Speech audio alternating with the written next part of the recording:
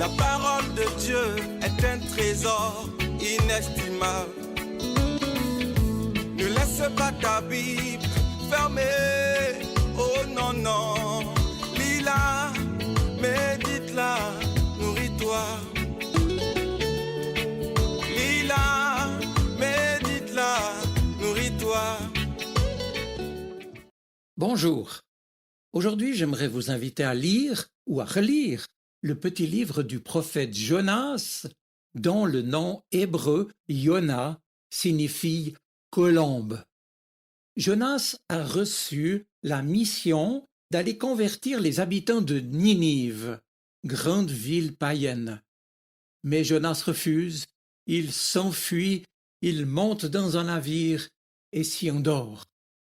Une grande tempête survint alors, et les marins tirent au sort afin de découvrir la cause du malheur qui les frappe. Jonas est désigné, il est jeté à la mer. Il est alors avalé par un monstre marin dont le symbolisme illustre la mort et le monde redoutable que cachent les eaux obscures, ces eaux que redoutaient les Israélites contemporains des textes de la Bible. Alors, Jonas crie à Dieu et lui promet d'aller là où Dieu veut l'envoyer.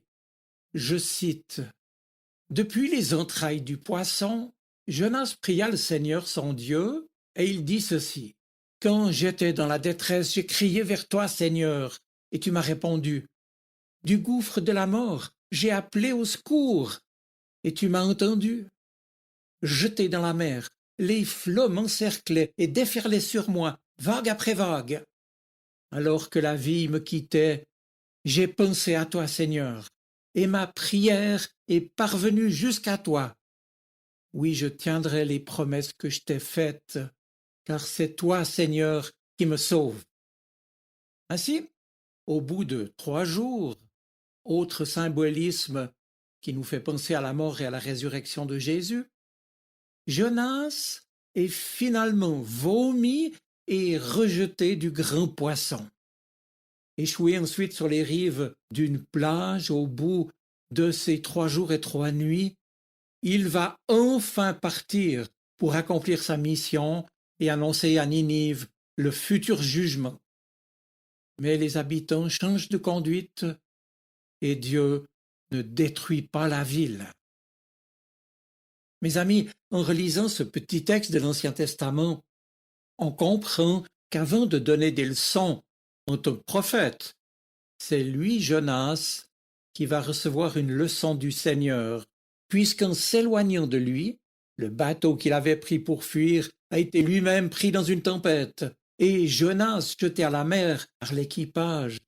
La suite, vous la savez. Dans la vie de la plupart des prophètes, il y a souvent un passage par l'épreuve. Et ensuite seulement, ce sera bien la parole de Dieu qui sera action et événement au travers de Jonas, son porte-parole. Le prophète, nous est-il rappelé ici, c'est celui qui manifeste une parole qui devient acte. Car en hébreu, parole et événement, action, c'est toujours le même mot davar. Or donc Jonas a une parole forte qui retourne le peuple de Ninive, la grande ville païenne, une des capitales des rois d'Assyrie, réputée par son prestige guerrier, et Ninive représente en cela le point extrême de la violence, de la dépravation et du péché. Bref, pour Israël, elle est l'ennemi redouté. Et voici donc qu'au travers de Jonas, cet homme tout simple, qui est passé par les entrailles du monstre 3 jours et 3 nuits, Jonas, avec la parole qu'il adresse enfin de la part de Dieu, Jonas permet à Ninive de se convertir. Le prophète a été entendu, et la ville qui se tourne vers Dieu et se repent n'est pas détruite par Dieu. Dorénavant, la population croit en Dieu, et même un décret du roi décrète pour cela un jeûne pour tous, quelles que soient leurs conditions. Que Dieu puisse changer ses projets et pardonne ainsi à Ninive, déplaît fondamentalement à Jonas, qui se met en colère contre Dieu. Par Jonas, Dieu a crié sur Ninive, et voici que Ninive a crié vers Dieu. Les Ninivites se sont détournés du mal, et maintenant, Dieu se détourne du mal qu'il avait prévu pour la ville. En somme, on pourrait dire que le Dieu vengeur tel que se le représentait Jonas devient miséricordieux. Mais Jonas ne peut l'accepter.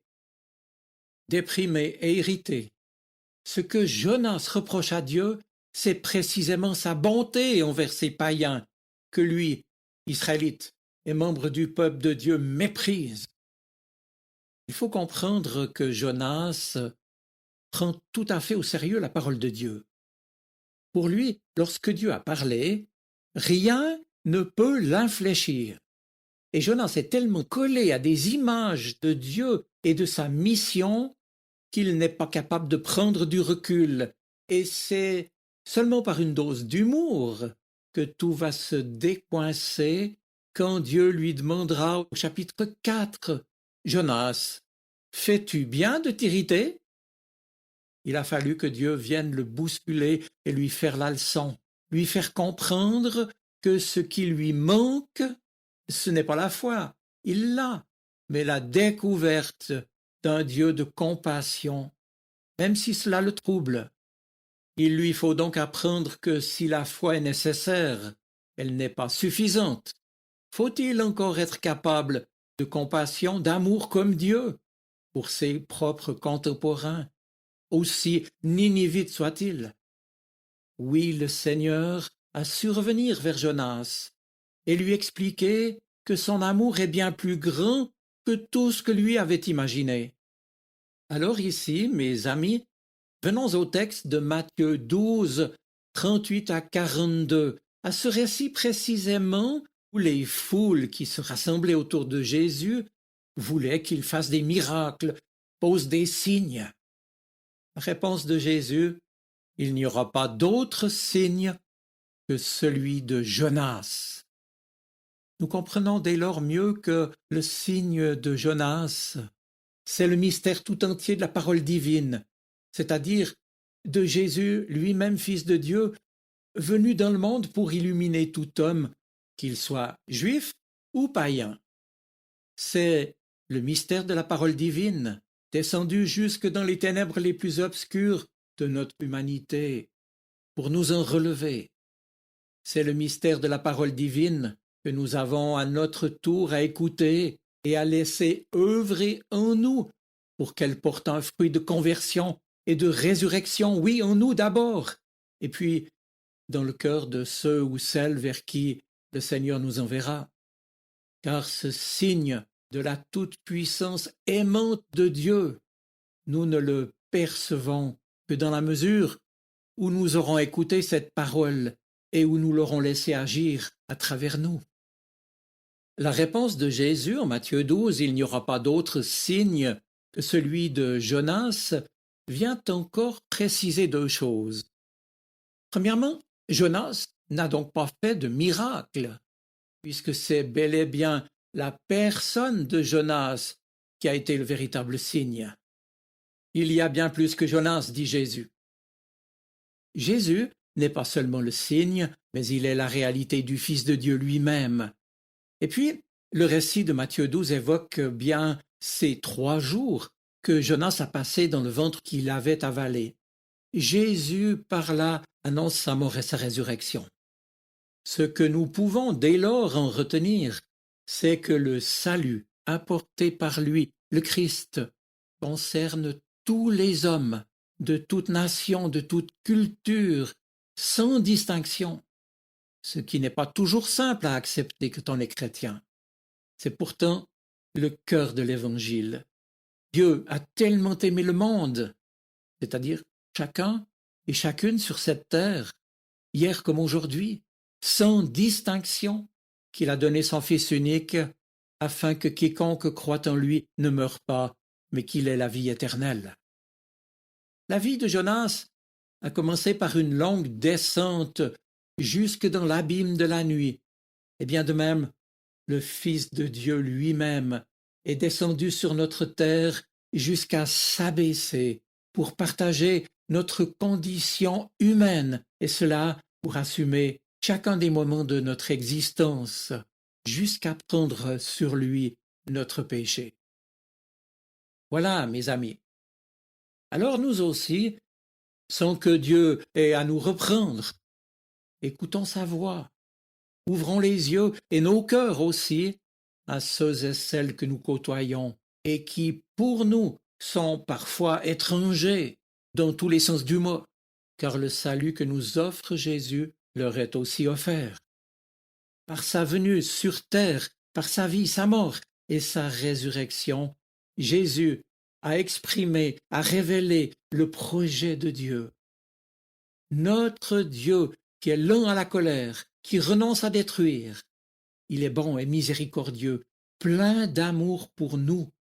Et enfin, rappelons-nous également qu'en acceptant d'être parfois même contrarié ou irrité, la véritable colombe qui annonce la bonne nouvelle, c'est l'Esprit qui habite en nos cœurs et qui veut nous conduire à être, à dire et à partager ce que lui désire, lui le Seigneur, aimant et bienveillant. Je vous souhaite une bonne semaine. Soyez bénis. Amen. La parole de Dieu est un trésor inestimable. Ne laisse pas ta Bible fermée.